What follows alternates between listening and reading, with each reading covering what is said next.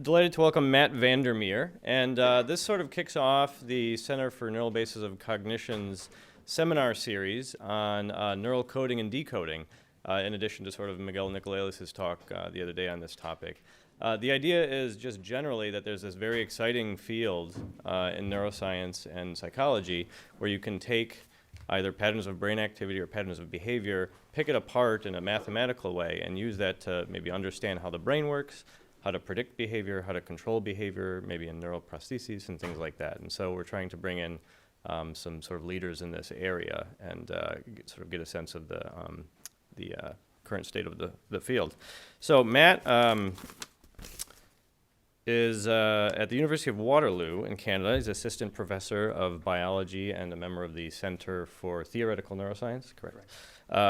So previously he was at University of Edinburgh with Paul Duchenko, which I understand is a former trainee of Jeff Taube, and then went on to do a postdoc at the University of Minnesota with a guy named David Reddish, who some of you may or may not know, does some really fabulous work with hippocampus and striatum coding and decoding, which Matt played a big role in, as well as theories of addiction and sort of understanding addictive behavior in computational frameworks. And of course, he's gone on to establish his own group at this point. So Matt's work really, I think, exemplifies the excitement of neural coding and decoding at a physiological level. And I first met him when we were both picked out to be part of a mini symposium thing at the Society for Neuroscience meeting. And I think the topic was corticostriatal systems in learning and memory, so a big thing. And we had a huge audience, hundreds and hundreds and hundreds of people. And we're both young, and I'm nervous as all hell, and I go in, but I did a pretty decent job. And then afterwards, I was talking to friends and family and had a few conversations, including one with my father, that went like, "Oh, Kyle, you did a very nice job. It was very clear, very understandable, very exciting." And then a pause, and then, "But who is that tall guy? The one with the glasses? He was fascinating. That stuff is amazing." So we're very excited to have Matt here. Just in brief, his work is really focused a lot on episodic memory and spatial navigation and how animals learn about things in the environment. And some of you may have heard of the phenomenon of replay, where cells in the hippocampus and other areas will sort of play back a sequence of behavior almost as though it were a memory being replayed. And Matt's also done a lot of work in pre-play, where animals will play forward a sequence of activity almost as though thinking ahead about what it might do. And he can show you a bit about how that plays out in the brain. And he's also had a big interest in oscillatory activity, rhythms in the striatum and the hippocampus, and how that links up with cell firing and behavior, and how the neural dynamics are really sculpted together to produce ultimately episodic memories. So without further ado, I'll turn it over to Matt. Thanks. Thanks very much. I don't know how I can possibly live up to an introduction like that, but I'll try anyway and sort of start by picking apart the components of my title. So there's spike timing, sequences, and model-based prediction. And I think for me, my overall goal of my research in neuroscience is to really try and connect neural circuits and activity patterns to behavior. And so this is meant to reflect sort of different levels of analysis along that sort of spectrum. So to start with the behavior, that's the model-based prediction part. And for that, I have an example. So this is a stylized map of the Reddish lab, where, as Kyle mentioned, I did my postdoc. And actually, most of the work that I'm going to be talking about today is still an analysis of data that came out from that period. It's been slow setting up my own lab. So in the Reddish lab, what would happen is that the lab is here, but the rat vivarium is actually in another building. So I would have to go down this elevator, go left, get the rats, take them back to the lab, and run experiments. And the building was a little bit old, so often this elevator would be broken. And there was this alternative route that I could take, a different elevator, not too bad. But whenever this happened, I would exit the elevator and turn left, only to realize that that was not actually where I meant to go. So somehow, this already illustrates that in kind of a simple spatial navigation problem, there are these different strategies that you might use to navigate to a goal. And so, of course, this is a kind of division that runs deep through psychology, through other studies of behavior. And so one way of characterizing that difference would be to say, well, this is somehow an automatic or habitual type strategy, where you simply say, well, I'm in the elevator and my next move is to turn left. And that sort of strategy contrasts with something that's somehow more flexible, perhaps more cognitive. And most recently, this kind of distinction has been characterized in a more explicit computational way. And that's when you hear these phrases like model-free and model-based. And so the intuition for that is to realize that to just turn left out of the elevator, all that you need to detect is what is your current situation, you're in the elevator, and just associate that with the next move. You don't need to have any world model of what might happen if you turn left. Whereas in contrast, in this sort of situation, to be able to plan a novel route that you've never experienced before, to be able to plan these alternates if your usual route is blocked, this does seem to require a certain amount of knowledge about how the world is put together. You can't just solve that by a series of stimulus-response associations. So to make that a little bit more explicit, the currently very influential idea of temporal difference reinforcement learning basically extends and formalizes this sort of stimulus-response model-free type of learning. So if you haven't seen this before, basically it works like this. You just divide the world up into these states. These are the circles, and those would be things like being in the elevator or being in the hallway.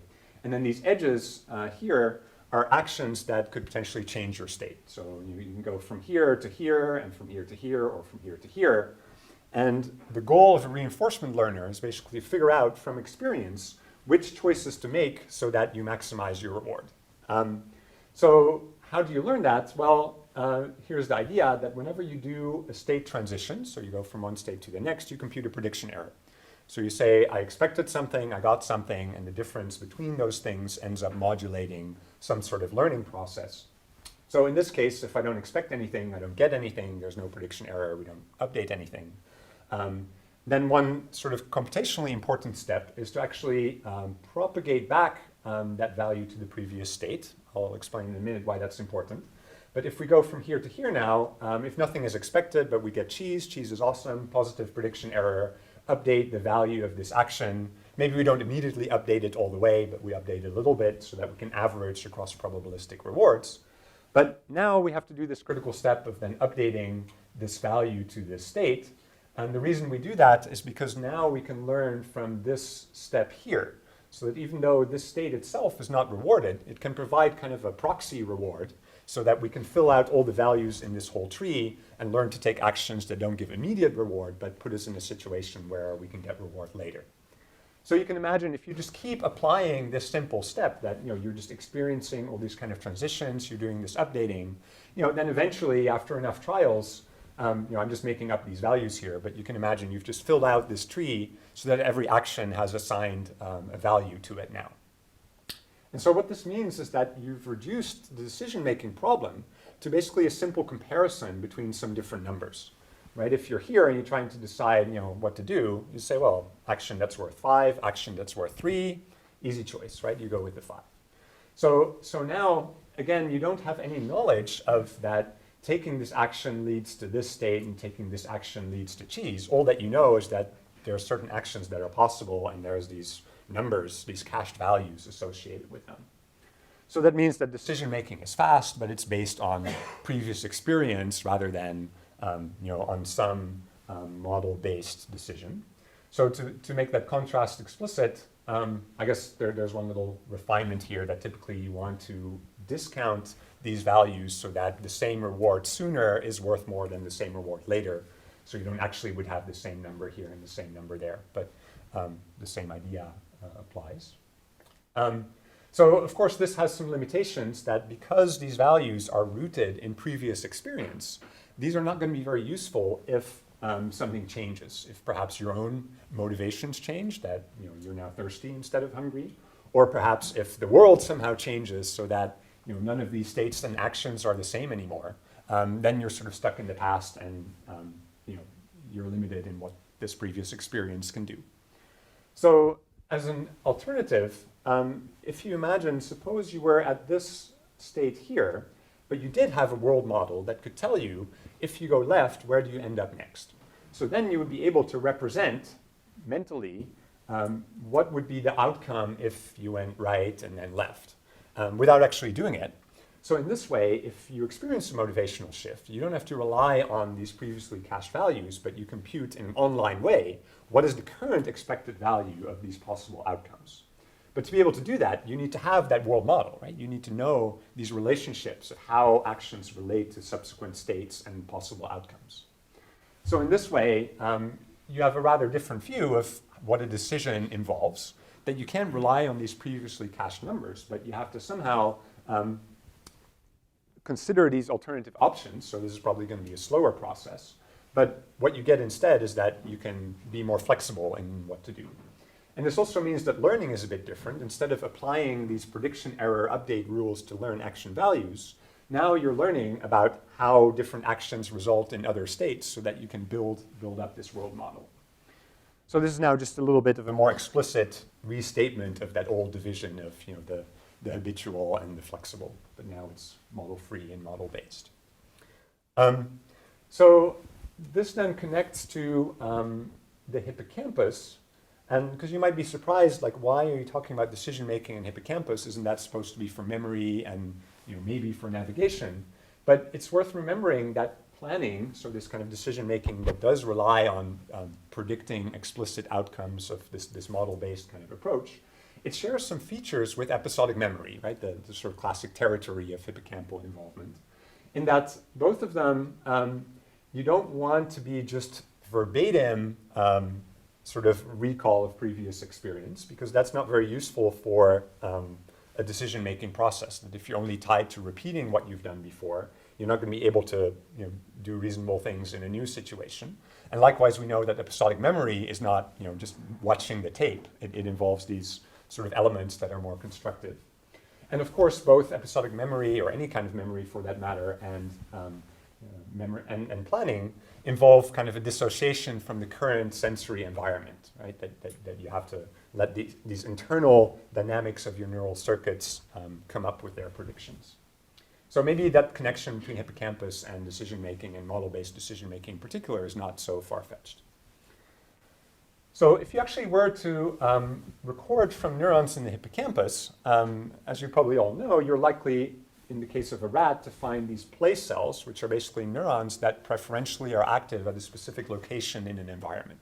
So what I'm showing you here in gray is the overall trajectory that a rat has run on this specific maze. And you see in black the location of the rat when this neuron fired a spike. So you see most of the spikes are in this corner here, so this would be known as a cell's place field. You also see a couple of other spikes at other locations, but this is really the bulk of the activity. And one interesting aspect of these place cells is it turns out that they have a very particular spike timing relative to the hippocampal theta rhythm. So what I've done here is I've colored each spike according to the phase of the hippocampal theta rhythm where it occurs. So the intuition is something like this, that when the rat runs through the field, the first spike hits sort of near the trough of theta. The next spike comes a little bit earlier, until a spike is basically close to the peak. So the timing of this spike relative to the theta rhythm is precessing. And you see that in this color map here as well, that you start out with these blue and red spikes, and then as the rat progresses through the field, you go earlier and earlier and earlier. So this has been known for a long time. There's a couple of different ways of essentially showing the same thing. So if I now take another example of such a cell, again, you see the colors change through the field, I can just plot this on a linearized version of this track. So if I just unhook this loop and put it here, you see this characteristic banana shape that indicates that phase is changing as a function of position. So again, it's precessing. And it may become important to realize that this also happens on a single trial. So it's not just that on any individual pass, you only see spikes at one phase, and then the next pass through the field, you see spikes at another phase. But even on a single run, you see this kind of effect. So when this was first discovered, this goes back to O'Keefe and Retschy in '93, people kind of shrugged and said, well, that's weird, but we don't really know what this means, right? Does this have any implications for how we think about the hippocampus, other than that it seems organized somehow? So at some point, it was realized by Bruce McNaughton, John Lisman, and others that actually this phase procession has a key implication. And I'll try to show this here. So this is actually a simulation where the rat is running from left to right, and he first encounters this red place field and then this blue place field. And here I'm showing the spikes from those two neurons, and you see that the red spikes tend to come on average before the blue spikes, as you would expect from the location of the place field. And if I were to plot the cross-correlogram of the spikes of the blue neuron relative to red, so red comes before blue, so in the cross-correlogram we see that the blue spikes come after the 0 on average. So, okay, fine. So this is without phase procession. This is just something that I generated using an inhomogeneous Poisson process where the probability of a spike is proportional to the height of that Gaussian. Now, if I turn on phase procession, things look quite different. So now, because of the phase procession effect, these spikes are constrained to occur at specific phases of theta. So now what you see is, well, first of all, there's a theta modulation in each of those spike trains, as you would expect. But there's an interesting relationship between the red and the blue spikes that within each theta cycle, they obey this particular relative spike timing as if they're forming, the beginning of a sequence, right? Red before blue, not just overall, but also red before blue on each theta cycle. So if I plot the cross-correlogram of that, you see the same sort of overall shape. But in addition, you have this theta modulation on top of it. That means that, again, when the red spike is at 0, then you see this blue peak that's kind of shortly after that. So if you generalize this phase procession phenomenon at the single cell level to taking into account the populations of cells, basically what you have is sequences. So in each theta cycle, you have a number of cells that are active in a manner that's much faster than how long it would take the rat to move between these fields. So the analogy which I borrow from Bruce McNaughton is it's like a pigeon walks, that the rat moves slowly, but the hippocampal representation is continuously making these fast sequences, kind of scanning ahead on every theta cycle. This is a very strange thing. So it's been proposed that if you really have such a system that is continuously scanning ahead, maybe this could be part of the kind of decision system that continuously makes predictions, maybe not on a very long scale, but nonetheless predictions about what lies ahead in a way that could inform navigational decisions. So this kind of look-ahead interpretation is one theory, one hypothesis about what this phase procession phenomenon might be accomplishing. Now, there are other theories. So another one is simply to say, well, you could now use a phase code to improve your location estimate. So if you were just listening to the spikes from these neurons and you didn't know anything about theta phase, you would have some idea of where the rat was. But if you also have theta phase, you'd have a more accurate idea because you know that if a spike comes at an early phase, then it's processed a lot, so the rat is in the late part of the field. So that's another theory. And finally, another theory is that this might be important for the rapid encoding of sequences, that actually this timing puts this pair of cells in the right range for spike timing dependent plasticity. But I'm going to highlight sort of this look-ahead interpretation and say, well, if this is really true, can we access the content of these sequences in a kind of online way? That when the rat is running, how are these sequences organized? So to do that, I will introduce our decoding method, which basically asks, when we see some number of hippocampal place cells being active, how can we really assign a location to that? Like, how was it possible for me to say that that hippocampal representation was sort of oscillating faster than the actual rat? So this is a decoding problem that we're trying to estimate the location of the rat given a number of spikes in some time window. So I'm just illustrating it here for this time window where cell 1 fires 3 spikes and cell 2 fires 0 spikes. And if we know nothing about the rat's actual location, what would we guess about the rat's location given these spikes? So it helps if we know the average tuning curves of these cells, of where they have their place fields. So again, I'm showing you this on a linearized version of the maze, and I'm showing you a strange place cell that has 2 bumps because it highlights something important about the about the decoding procedure.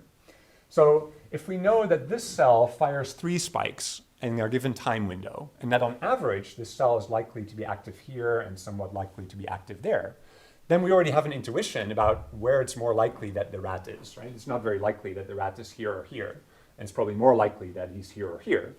So we can actually compute what that probability is given some assumptions about how the spikes from this neuron are distributed. So one simple assumption is to say, well, maybe those spike counts that you see in every individual window are Poisson distributed, which we know is not really true, but it's a reasonable first approximation. Then the Poisson distribution basically defines exactly what is the likelihood that you see 3 spikes in a given time window if the average is, say 5 spikes in such a window, right? So in that way, we basically get this posterior probability of where is the rat given these spikes and given this average tuning curve. Now then finally, if we have recordings from lots of neurons simultaneously, then we can combine these predictions from these different neurons. So again, the simplest possible thing would be to say, well, let's assume those neurons are independent. Then we can just multiply together those probability distributions, and we get this posterior, which combines sort of our estimate based on this cell and our estimate based on this cell into our final sort of guess of where do we think the rat is. So this is an interesting quantity because it would allow us to basically first validate that this actually works. So if we now check, like, where is the rat actually? Was this a good prediction? So we can quantify something like a decoding accuracy or a measure like that would just capture how good of a job we can do of predicting the rat's location given this sort of method. But there's another application, which is then to say, if we have a validated decoder, we can apply that decoder to basically covert cognitive processes, right? That even when the rat is not actually moving, it might be that his hippocampus is behaving as if the rat is moving or recalling a memory of moving. And using this tool, we can access the content of such a memory or such a sequence. So to illustrate that, what happens if we apply this kind of decoding method to those theta sequences, those phase procession related place field activity patterns that I showed you?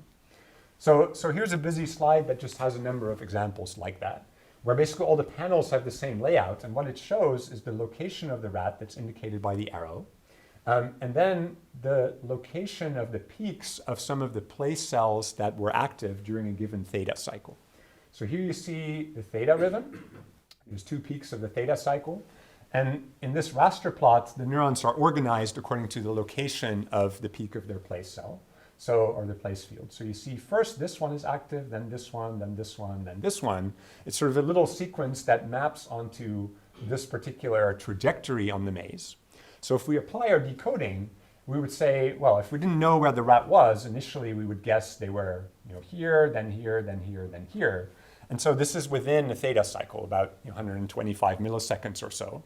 The hippocampus of this rat, in a sense, behaves as if the rat is running this trajectory of about 50 or 60 centimeters in a single theta cycle. So clearly this is way faster than what an actual rat would run. But this is where that idea comes from, that you have this neural representation that's sort of moving faster in a continuous manner on top of the rat's actual movement. So there's just more examples of this sort of thing where it seems like maybe some sequences are primarily ahead of the animal, and maybe some others can also extend some way back from the animal's true location. So you might wonder, is there something systematic about the contents of these theta sequences that are happening during actual behavior? So before I get into that, I just want to highlight that if you look at the rat's behavior on these types of spatial navigation tasks, and the details of the task are not that important right now, but I'll get back to it later, that you see here, the rat sometimes is just sitting there and sometimes is running. But both when he's stationary and when he's running, you see these sequences. So when a rat is sitting still, you don't always see theta, but sometimes you do. And when you do, you still see those sequences. It's not that you only see it when the rat is actively running. But I will first talk about only these sequences that occur when the rat is running, and then talk about these ones when the rat is stationary, because there are some differences. So if we now take all those sequences during running and ask how far ahead of the animal or how far behind of the animal are these sequences? So this is a question that's relevant to planning and decision making, right? If you think that sequences are important for deciding which way you should go, they better be ahead of the animal at sort of those critical points. So what does this look like? If I now plot what is the average ahead length, so how far ahead of the animal are those sequences, as a function of location on the maze. So these vertical lines here correspond to what we called, sort of in a hand wavy way, landmarks on the maze. So this would be one turn another turn. This is the first reward site. This is the second reward site. TC and BC are corners on the maze. You see, first of all, that this is sort of a messy looking thing that doesn't seem like it's, flat over location on the maze. It seems like a head length is especially long following this first feeder. It seems long in general, sort of these peaks all tend to occur kind of after a landmark, that this one is just after the bottom corner, this one is just after the second choice point, this one is after the maze start. And conversely, the length of the sequence behind the animal, it has kind of this opposite pattern where those peaks, where the sequences are mostly behind, are just ahead of these landmarks, that this is just before T1, this is just before T2, the second turn, this is just before the second feeder. So it seems like these sequences don't have a fixed length or a fixed path that they're representing, but somehow this is dynamically regulated, that at some points they look further ahead, at other points they look further behind. Now, of course, we need to do some controls to show, well, this is not because there's simply more place fields at certain parts of the track. It's not because the rat runs faster or more slowly at different parts. So Anupam Gupta was a visiting student in the Reddish lab. He did most of these analyses and really tried to control for all these alternative explanations.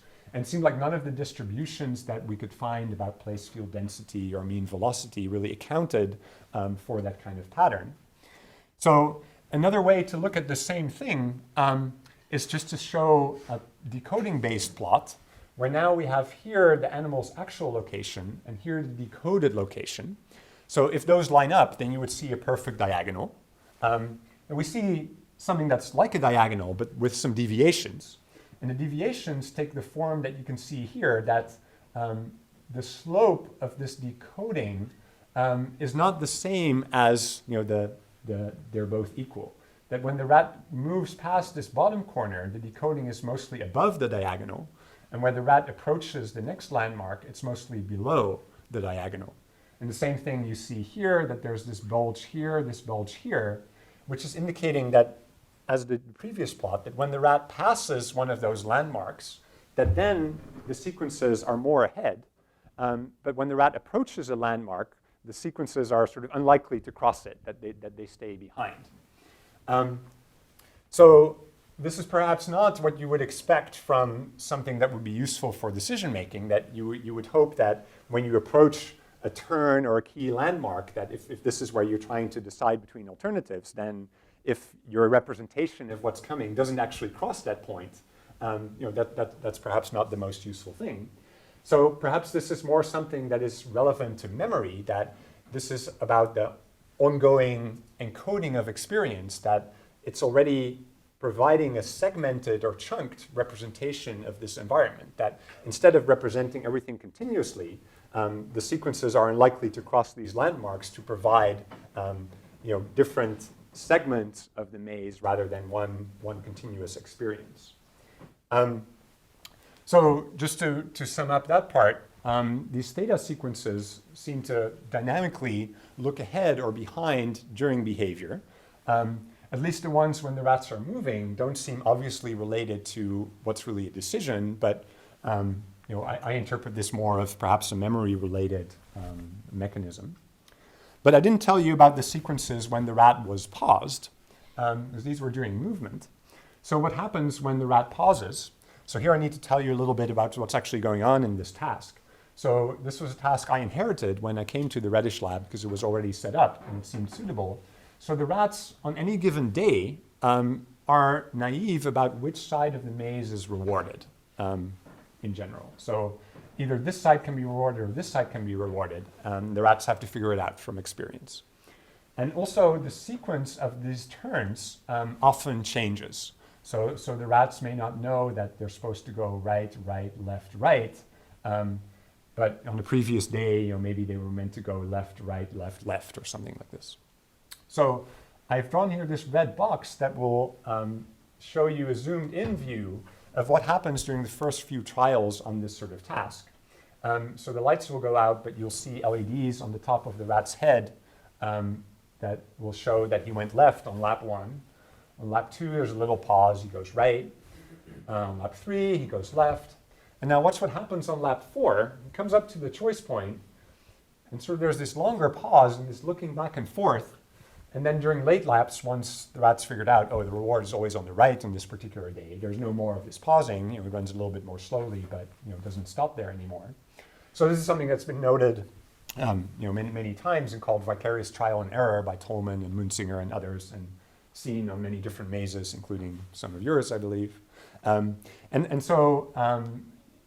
you can quantify this kind of behavior and just say, well, how much time does the rat spend at different moments, different locations on the maze as a function of experience? And you see that initially they're slower in general, but there's sort of this area, from laps up to lap 8 or so, where they tend to spend more time specifically at that final decision point. So somehow something is special about that point, that it's sort of a particularly important decision to this rat that's worth pausing for. So a graduate student in the Reddish lab, Adam Johnson, he made this sort of movie where he applied that decoding technique that I told you about to this case where the rat's coming up to the decision point and pauses. So you see here, the rat's location is the white circle. And the output of this decoder, so our guess of where is the rat given this spike pattern, is in color. So you see here this red, we're guessing pretty close to the rat's actual location now. And when I run this movie, you'll watch the rat come up to the decision point. The decoding is tracking the animal's actual location. But then at the decision point, it seems like there's a tendency for that decoding to be more ahead of the animal than behind. So the rat is stationary here, right? That's a contrast between the previous data, which was when the rat was really running. So this suggested that perhaps when the rat is stationary, these theta sequences are doing something that's a little bit different.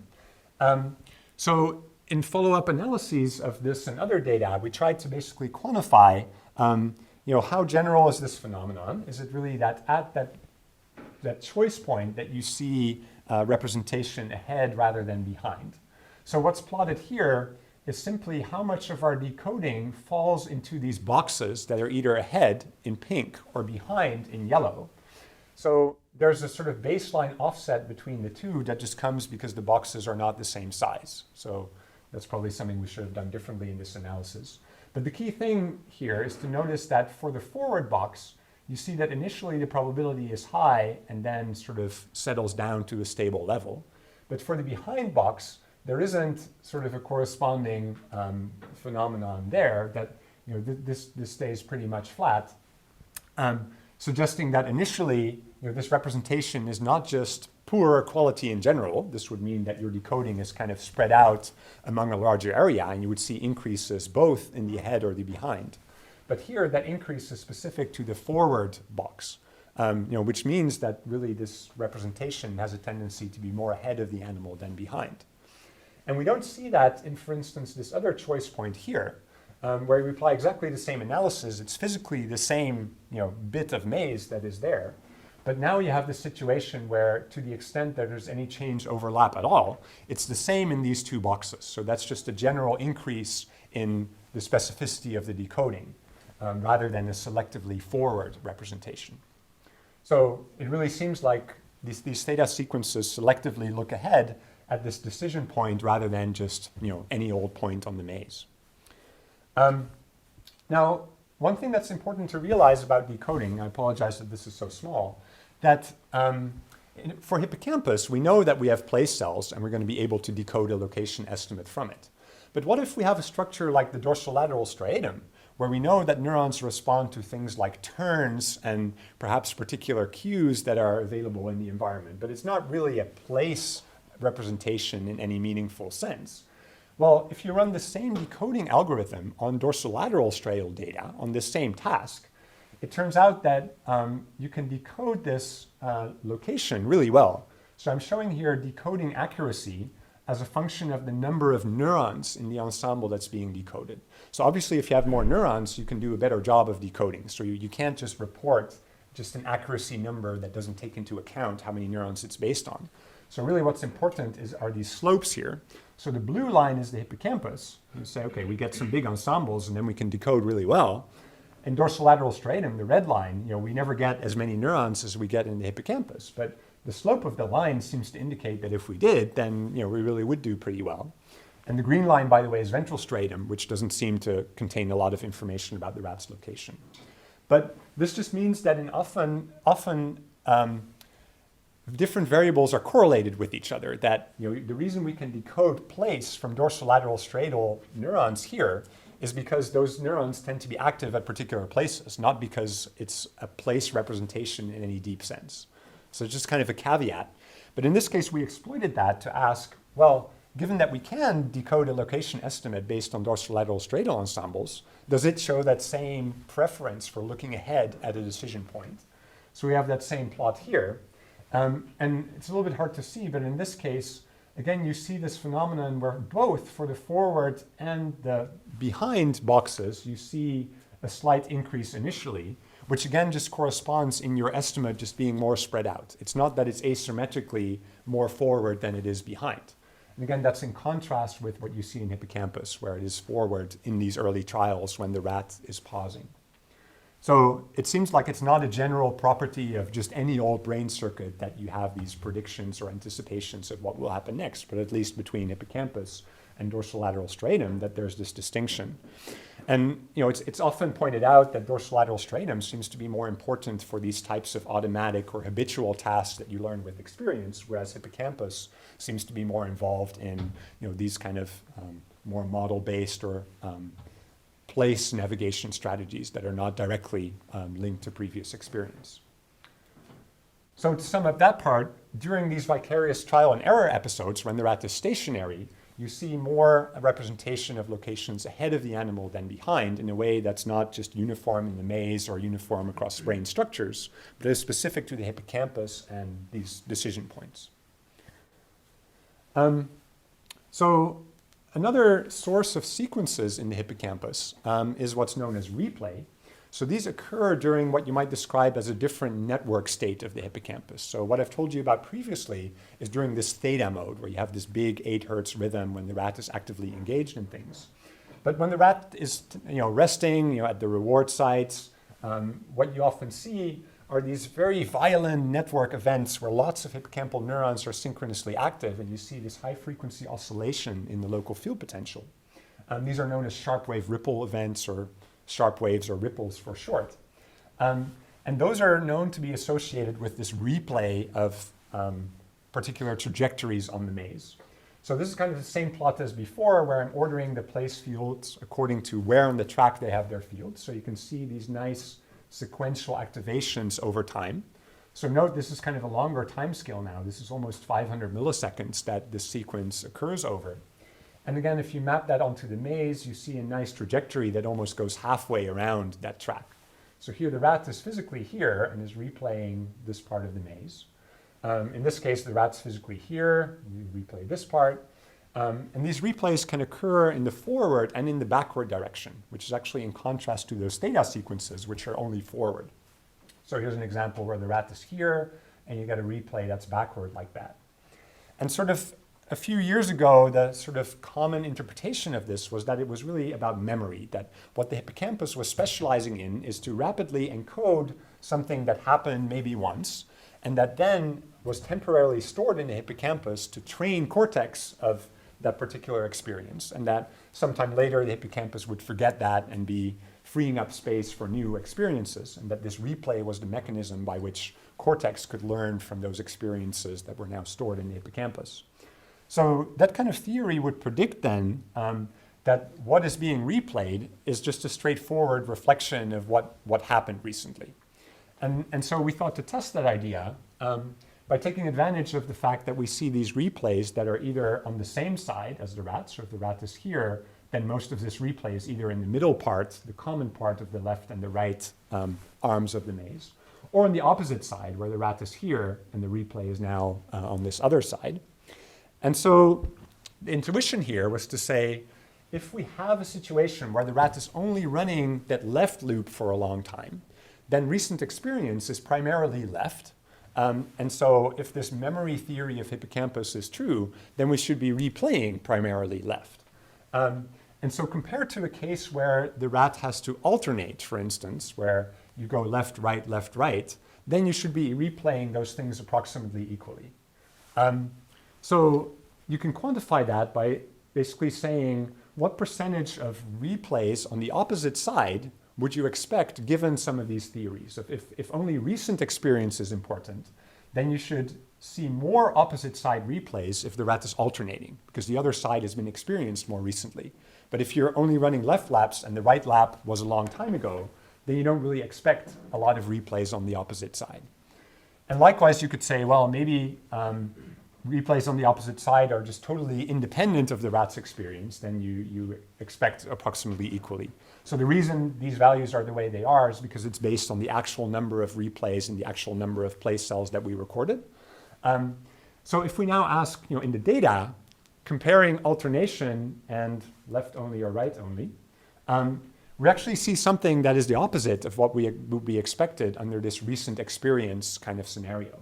That we found that when the rat is doing right laps or left laps only, that it's very rare, that the rat's much more likely to replay the opposite side. So this is in contrast to what you would expect if recent experience or even all of the rat's experience was determining the content of replay. Because you would expect that there would be a bias then towards representing the side that the animal has been running. But we found that even more than under the independent scenario, the rats wanted to, or were replaying the opposite side of the maze. So this is already one hint that the content of these replays doesn't seem to be tightly linked to recent experience, but in fact favors almost the opposite. If you haven't run the opposite side on the maze in a while, you're more likely to replay it. Then in addition, primarily in one rat, we saw these interesting replays where the rat was in this case sat over here at this reward location. There's a replay going across the top of the maze. Even though we know from the video tracking data that this rat never ran that particular trajectory in one episode. So what the rat ran was to go up to the decision point and go right, or go up to the decision point and go left, but never cheat and go from one feeder to the other. But despite the fact that this was never experienced, there were replays that traced out that sequence. And of course, there's many controls that we need to do here of saying, well, it could be kind of a chance alignment of two back-to-back replays that just happen to form a shortcut. So we've done various shuffled procedures to ask, well, if we do pair up these random replays, what are the proportions of shortcuts of disjoint and coherent but not shortcut replays you would expect? And in the data, we see much more actual shortcuts than you would expect from a chance co-occurrence of independent replays. So it does seem like this is something about how the hippocampus is able to put together an experience from something that was previously segmented. And again, this seems to be the kind of thing that you want from a model-based planning system, that you're not tied to literal experience of, I've gone this road before and that road before, but actually when your usual road is blocked, you need some system that says, in this case, you can take this shortcut or this alternate route, even though you've never literally experienced that route before. So it seems that perhaps these properties of replay are more suitable for a kind of decision-making process that makes some kind of flexible use of previous experience. Now, you might think, well, okay, these are all kind of stories about tricks that the hippocampus can do, but how can we get at if these things are really behaviorally relevant? So there I must first of all point to some work from Lauren Frank's lab where they've been able to disrupt the occurrence of these replays in an online way. So they basically detect one is about to happen and then we zap it. And in this case, they see impairments on these kind of decision tasks that I've been talking about. So that already indicates that perhaps those replays are in some way contributing to the rat being able to choose the correct path. But I've taken a somewhat different approach and asked, what is the impact of these kind of sequences on anatomically related brain structures? Is there anybody who is listening to these type of sequences in a sense? So the first area that I looked at was the ventral striatum, which consists of a number of structures, including the nucleus accumbens, core, and shell, which are really closely associated with what you might vaguely say the motivational control of behavior. So this occurs, for instance, by virtue of a strong dopaminergic input and projections to, at least in rodents, to motor areas in the ventral pallidum and their downstream connections. So it was realized early on by Cyril Penarts and Bruce McNaughton that when these sharp waves occur in the hippocampus, you actually get a response in the ventral stratum that's time-locked to the occurrence of those sharp waves. So here's one now from my lab where you actually see an awake sharp wave. So that previous work was all in sleep. But it seems like those replays when the rat is on the task are also associated with activation of ventral stratal neurons. So at least that is some evidence that there might be a response in ventral stratum that's somehow specific to the content of that sequence. Another piece of evidence that this interaction between hippocampus and ventral stratum might be important for decision making is that I found, again in the Reddish lab, that if you look at the ventral stratal neurons that respond to actual rewards, so I'm showing here just a histogram where the animal gets reward around this time, some food pellets, so you see cells that have a clean sort of response to that reward receipt. So you see clusters of spikes there, but you also see spikes at other points, including at that decision point. So if you try to just quantify that and say, what is the firing rate of those reward responsive neurons versus other ventral stratal neurons that are not reward responsive, then obviously for the reward responsive neurons, you see these big peaks at the actual reward sites. But you see a small peak, small but significant, at that decision point as well, in a way that is specific to those early laps where we know that the rats are doing that vicarious trial and error behavior. So if we do that same analysis late, then you no longer see that difference. So you can apply the same kind of decoding analysis to those ventral stratal data and say, well, if we have these fast passes through the decision point when the rat's not pausing to do his vicarious trial and error, then we're basically tracking the rat's true location. So again, I'm showing you this posterior of what is the probability of the rat being at these different locations given the spikes. So this is for these fast passes where we just see the decoding moving through that decision point. But then for these slow passes where the rat actually stops and does these head movements, we see that there's an increased representation of those reward sites. So again, when the rat is actually at the decision point, ventral stratum is behaving a little bit as if like the rat is getting some kind of reward. So that manifests this increased decoding at the reward sites. So an obvious experiment is then to ask, well, if you simultaneously decode those hippocampal sequences, and if you have a sequence that represents a path to a rewarded site and a path to a non-rewarded site, is that then somehow associated with ventral stratal reward activation in one case but not the other? This turned out to be beyond the capabilities of the recording systems I was working with before. I have now a student who's working on this particular project. Now we have more recording capabilities. I wish I could tell you about it, but we don't have the data yet. So I will tell you about another mechanism that seems to involve an interaction between hippocampus and ventral stratum. So in ventral stratum, you see what some people have called these ramp cells that have a gradual increase in their firing rate as the rat approaches those reward sites. And incidentally, you also see this in dopamine concentrations in the ventral stratum, as was recently shown by Mark Howe and Grabiel's lab. And this is reminiscent of the type of value function or value signal that you would expect to get from this reinforcement learning type algorithm, that you try to estimate how much reward can I expect at every given point in the maze so that I can learn from actions that take me to those states. So what turned out to be a surprise is that, at least on the mazes that I've looked at, that these ramp cells almost inevitably participate in this phase procession timing game that I told you about earlier. So here's an example where, again, you see a shift in the color that's indicating phase as the rat runs along this track. And likewise, if you plot that on this linearized version, you see this sort of gradual banana shape that indicates the precession effect. So this is just one example, but it was really a striking effect that if you just, for all the neurons that were recorded from the ventral stratum on this data set, that here I'm showing you just the average firing rate, again, over the maze, and you see it already has kind of a slight ramping tendency to it, even in the average. And then if I sort of unfold that average to include a phase dimension, so now we have a histogram where this is location, this is theta phase, and the color indicates how many spikes are in these bins. You see that the phase procession tends to occur not just uniformly at any particular location on the maze, but somehow at these locations that are towards the choice point and towards these reward sites. And that contrasts with what you see in hippocampus. So these are simultaneously recorded hippocampal cells. You see phase procession sort of at every point in the maze, depending on where you record these neurons. So there's kind of a darker area here just because you see fewer cells that are between the two reward sites. So this means that wherever this ventral stratal phase procession is coming from, it's not simply a copy of some hippocampal firing pattern. Then you would expect something that's much more uniform than this. That somehow these ventral stratal cells are preferentially participating in these hippocampal sequences, these hippocampal timing games, at decision points and at reward sites, or at least when those are being approached. So the significance of this is not entirely clear. I will, however, it's not that interesting. So here's an hypothesis.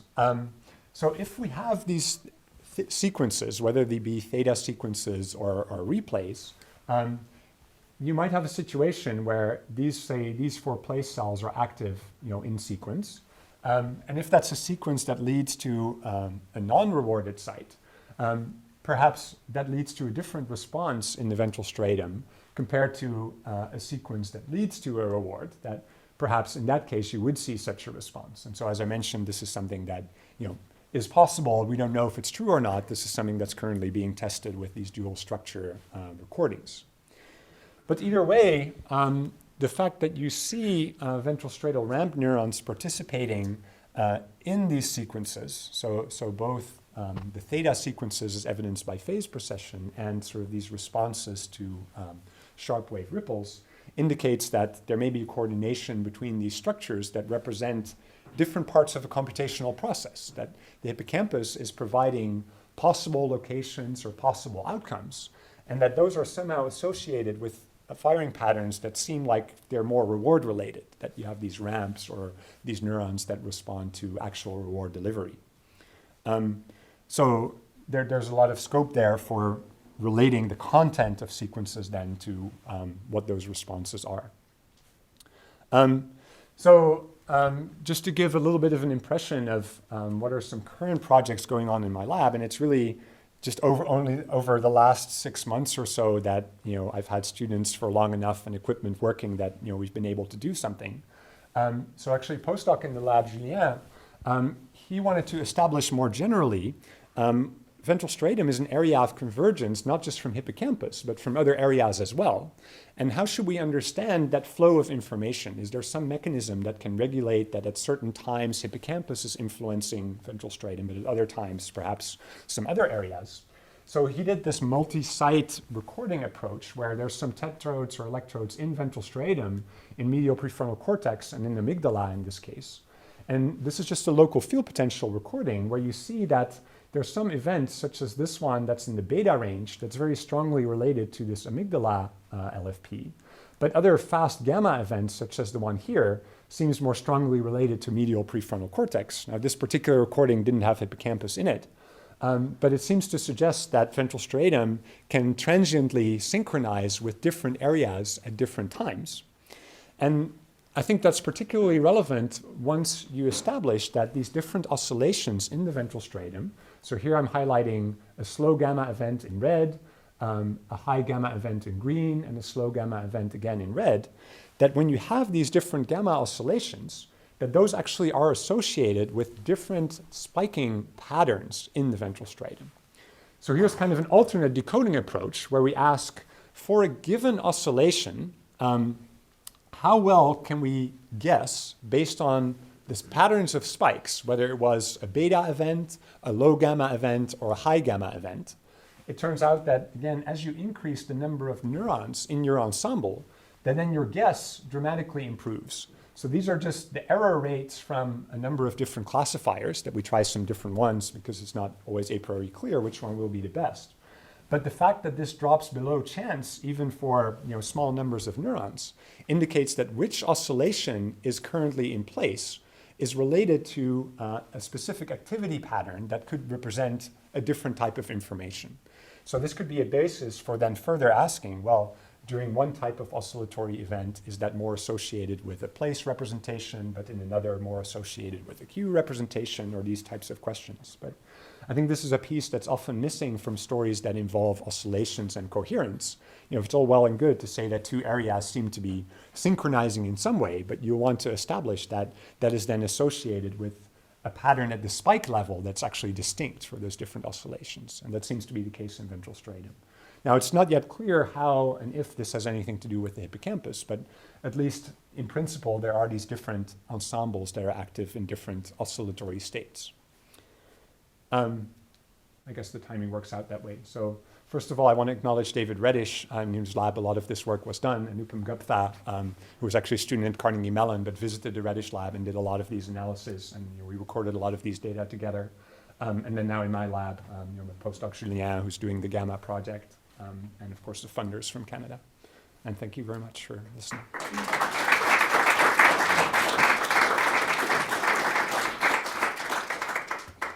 Any questions?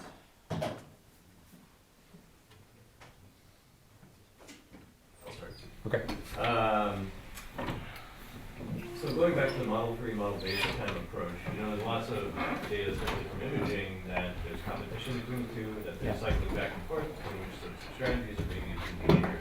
I'm wondering if you've taken a look in the animal's behavior or potentially done like massive overtraining or something where you can get a sense of to what extent he's behaving in a model-based way, and then to see if these patterns of neural activity are still playing out, but not really influencing behavior, or if they go away and that's one of the correlates. Yeah, no, absolutely. Of course, that's a critical issue. And the way we inferred whether model-based or model-free behavior was occurring here was really based on a very indirect observation of these head movements, rather than on any more rigorous test, such as the evaluation or other ways. So what we had was that within a session, it seems like you have this change from pausing and doing head movements to just running straight through that decision point, and that aspects of hippocampal and ventral stratal look ahead seem to be mapping well onto that change. But you're right that it's not clear if you overtrain the rats for a long time, or if you were really to relate this to the evaluation sensitivity, what would happen. And of course there's very interesting work centering on the arbitration between those systems, including some of your own, of course. And yeah, I guess one of the dream experiments would involve being able to access the contents of these systems while manipulating in some way the which system is in control, to really understand it's only when a system is in control that it's displaying this kind of these kind of features, or is it kind of always doing that, but then there's sort of a switch later on that determines whether that's effective or not. I think these are obviously all current questions that are very important. Yeah, but yeah, from this data, we don't really have a way to get at that. Yeah. So you mentioned in the beginning this other interpretation of the theta-phase procession. The one that Bujaki is also defending mostly, that you have compression of sequences, ongoing sequences. And my take on that thing is that you're saying that the rat is going ahead of where he is, right? Yeah, he's in the fields, right? He's not playing the fields ahead of him of where he is, right? So if we buy this other theory, right, could you reconcile or is your data really saying that one is better than the other? When you have this kind of VTA, for example, that was during theta, right? Yes. So you decode with theta and you have VTAs, which means that you could predict. What I was trying to say is that could you, with the data that you have specifically during the VTAs, say that one model is better than the other, or how do you interpret your data based on these other conceivable interpretations? So I don't think that those interpretations are actually exclusive. So it seems like what is going on with these theta sequences is that I think the main thing to realize is that they're not a fixed thing. Like there is compression going on, but the content of a sequence in terms of how far behind or how far ahead it is somehow changing. So if you have sequences that are especially ahead of the animal, yes, there's still this compression happening, but it could be something that is potentially more related to a decision-making process.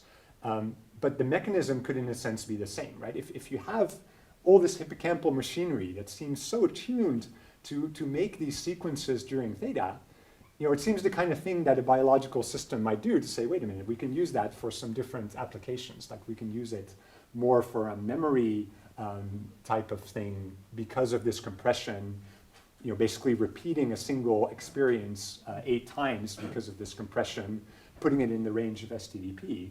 But also, if we have this stuff anyway, when we're standing still and we're not trying to encode any particular new things that are happening, we're just being stationary, then we can still do this kind of thing and use that to look ahead in some way. So I guess my current thinking is that you can have both. And you would then wonder, what is it that controls whether you're doing like more look ahead or more look behind? There's ideas about maybe some prefrontal cortex areas are regulating this somehow. Again, that remains to be tested. Because the main difference between the two is one is really memory based, right? Yeah, exactly. Is like, you encode, I was there, I'm going to there, and then I'm about to get there. But Suzu's is like, I'm just standing ahead of what's going on. So it's not memory anymore. And it's actually a very challenging way of looking at it. But so, for example, how do you interpret also the idea of encoding and retrieval and then influence, for example, of acid coding? Or did you try to look at these things when the rat is encoding, I'm telling right now, and then after I have to retrieve? So this is one weakness, I think, in the memory theory of phase procession, that as far as I know, there's basically one paper that is established or addressed whether there's a relationship between the quality of these sequences and the likelihood of subsequent recall. Right? So David Robbie in the Buzaki lab did this endocannabinoid study where he found that this basically broke the phase procession pattern. You saw no more theta sequences, yet the place fields looked, on average, relatively normal. But this was associated with an impairment on a delayed T-maze alternation task. But I think that's, to my knowledge, the only paper that has made this connection that, if you do mess with this timing pattern, then you do see some memory impairment. So that's something that would need to be built up further. Likewise, you could say, well, the sort of prediction interpretation probably has even fewer evidence for this. Or you could say, well, maybe that paper has support for both. Like those really haven't been disentangled. And I think, perhaps acetylcholine injections or something would be a great way to make a start of if that primarily affects look ahead or just the overall sequence organization, regardless of the content of the sequences. Yeah, lots of experiments. You're recording from a large population of hippocampal neurons simultaneously, right? Right. So on a good day, 100 neurons. Yeah. So is it possible within a theta cycle to see more than one location being replayed at the same time? Yeah. So that seems to be, in my experience, rare.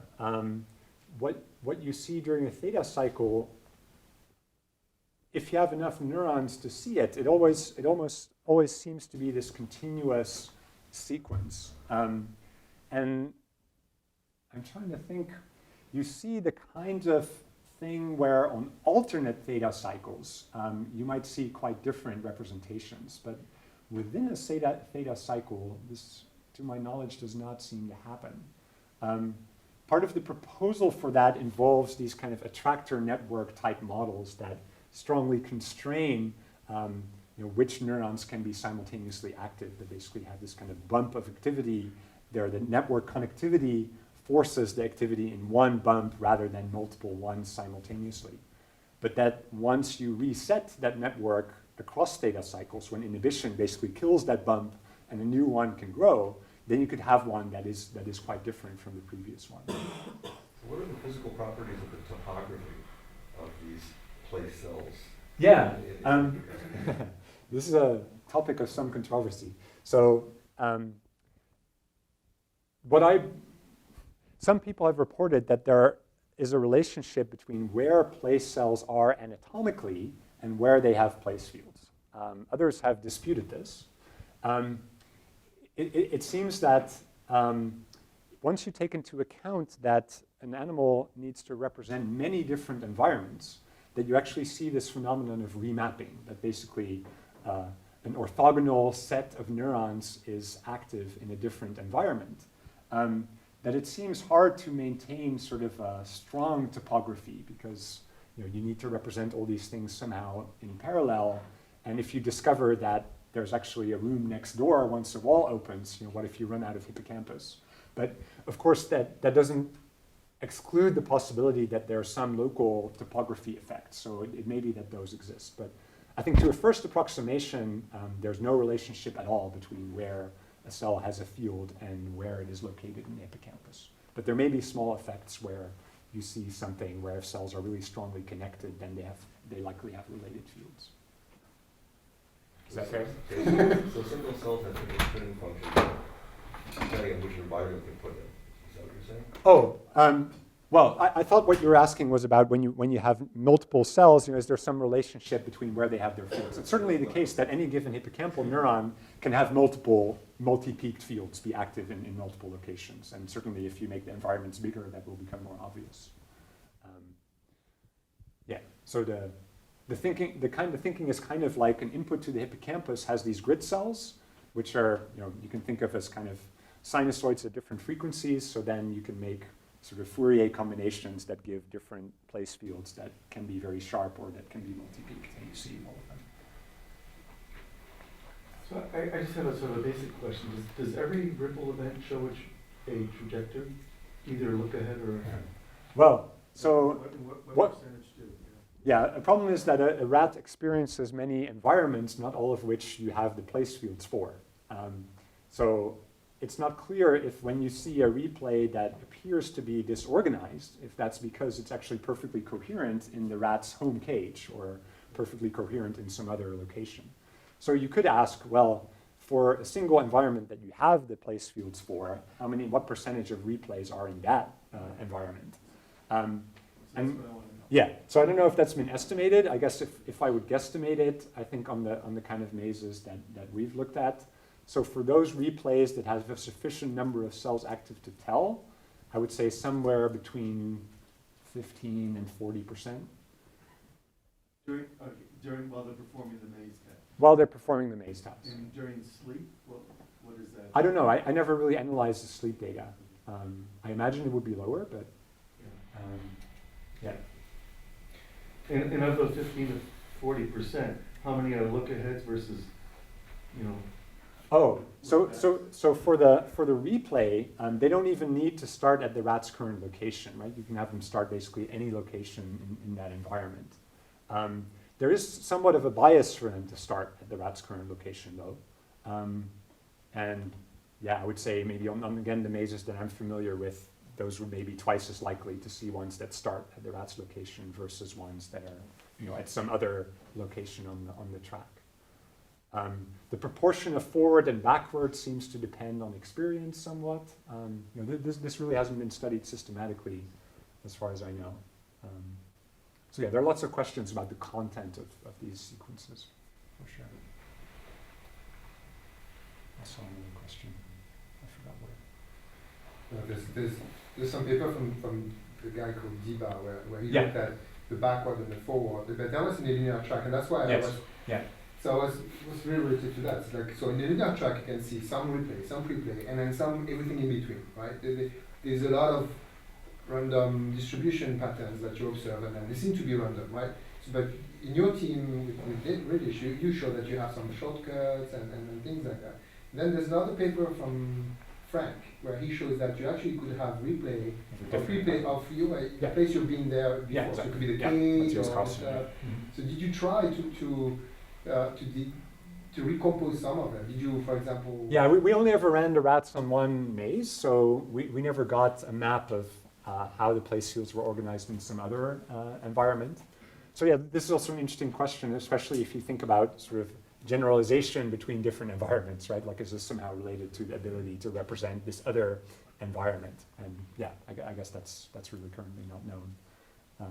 But yes, the terminology gets a bit confusing, right? So you have this idea of remote replay, which can mean a replay of some totally different environment, or it could mean a replay that is starting at a location that's not the current location, but could be in the same maze. And then there's preplay, which is sometimes taken to mean, this is a forward replay before you actually do something, but It could also be taken to mean that you're replaying a sequence that you've never even experienced at all. So the last question, okay.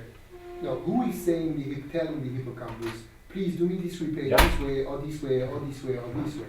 If it were just an emerging property like people suggest, that doesn't make much sense because the rat is actually doing the performance and actually you won't have these patterns. I don't see the meaning out of it. So who is telling the hippocampus, can you please replay me this episode? Yeah. Can you tell me what, is it a prefrontal cortex? Did the people do inactivation recording for that? Experiments were inactivation and recording? Or? I think some people are doing experiments directed at that question. I haven't seen any report, any poster, or anything on it, but I think that the usual suspects would certainly include prefrontal areas. Obviously also interactions of entorhinal cortex and hippocampus that you might wonder. Yeah, what I guess the question would be like, what gives us the earliest prediction of what the content of a hippocampal replay will be? Is that in the hippocampus in CA3 itself, or is that in PFC, or is that in entorhinal cortex? Or the alternative approach, when we have an inactivation, do we then see uniform or otherwise altered distributions of hippocampal replay content? But I think the key thing to realize is all these questions are about the contents of replay. And this is really the shift that only happened, started maybe 2 years ago, of being able to access those contents and asking questions about that. So, really this is now sort of starting to gain speed of what are the factors that control these contents. So, actually some experiments also that are going on in my lab now are we asking, well, if the rat is hungry versus thirsty, is this somehow associated with replaying of trajectories towards food or water, right? That it's completely open what is controlling the content of these replays. So we just need to have these basic characterizations to start. And then, as you say, see where does this come from. Didn't you say earlier that somebody was doing cannabinoid and it messed up phase procession? Yes. Do you still see sharp wave ripple events and replay during those in those drug events? It's not in the paper. Okay. I haven't had a chance to ask David Robbie, who did that work. I don't know if anybody else knows, but I honestly have no idea, and it's a great question. Yeah, because that would be a first place to start looking what's controlling replay, whatever's controlling it. Yeah, and it seems like they have the data. I don't know why it's not in the paper. But yeah.